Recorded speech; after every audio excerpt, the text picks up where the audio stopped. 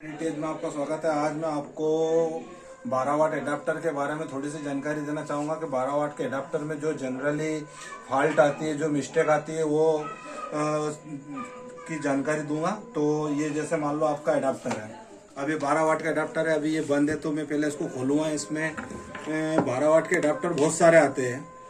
12 वाट 1 ampere, 12 वाट 2 ampere, 12 वाट 3 ampere. बाकी काम जो रिपेयर करने का तरीका है वो तो सब में यही रहता है। तो ये एडाप्टर निकाल लिया।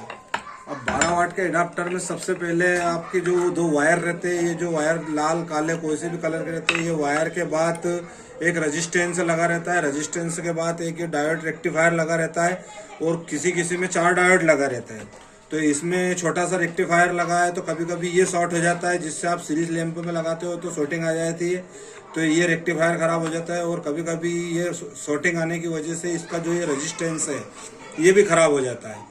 और ये खराब होने के बाद कभी क्या करते हो, आपके रेजिस्टेंस लाने के बाद इसको लगा देते हो, डायरेक्ट मेन में लगा देते हो, तो फिर ये वापस शॉर्ट हो जाता है। तो इसको आप सबसे पहले सीरीज में चेक करो। तो आपने जैसे 2.2 का या 1.1 का या 4.4 का या 10 ओम्स तक लगा सकते हो। मतलब इसमें आप 2.2 से 1.1 से लेकर 10 ओम्स का रेजिस्टेंस लगा सकते हो। ऐसा जरूरी नहीं है कि आपको सेम वही वाला लगाना जरूरी है, क्योंकि ये तो एक सिर्फ एक बिल्कुल कम से कम रेजिस्टेंस है जो करंट को प्रवाह करता है। और कभी कभी 4 डायोड लगे रहते हैं, तो 4 डायोड अगर जैसे शॉर्ट हो जाते हैं अपने, तो ये जो 4 डायोड है, चारों डायोड बदल दो। और चारों डायोड के बाद एक कंडेंसर रहता है, तो ये कंडेंसर जैसे अपना कंडेंसर 10 MFD का है, तो 10 MFD 4.7 15 MFD, ये मतलब एक कंडेंसर इसमें 10 MFD का लगा है, 10 4.5, तो आप इसमें 4.7 भी लगा सकते हो, 10 भी लगा सकते हो, 15 भी लगा सकते हो। ऐसा जरूरी नहीं है कि आपको 10 ओम्स का 10 MFD 450 वाट का कंडेंसर लगाना पड़ता है। तो ये कंडेंसर भी कभी कभी फूल जाता है, इसकी वजह से भी ये दिक्कत आती है, तो ये भी बदल देना है। और कभी कभी आपका एडाप्टर ब्लिंकिंग करता है, जो ये इंडिकेटर है बंद चल्लू ब्लिंकिंग अगर करता है, तो उसके लिए जो ये छोटा सा कंडेंसर है, ये कंडेंसर खराब हो जाता है, उसकी वजह से भी होता है। और कभी कभी आपकी ऑटो कपलर खराब हो जाती है, इसकी वजह से भी हो जाता है।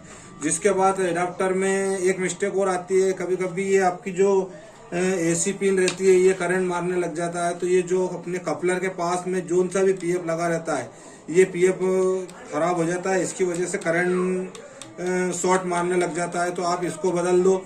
उसके बाद मैंने आपको जो बताया ये हो गया। उसके बाद इसमें कोई किसी में मॉसफेट रहता है, इसमें IC लगी है, कभी कभी ये IC भी खराब हो जाती है।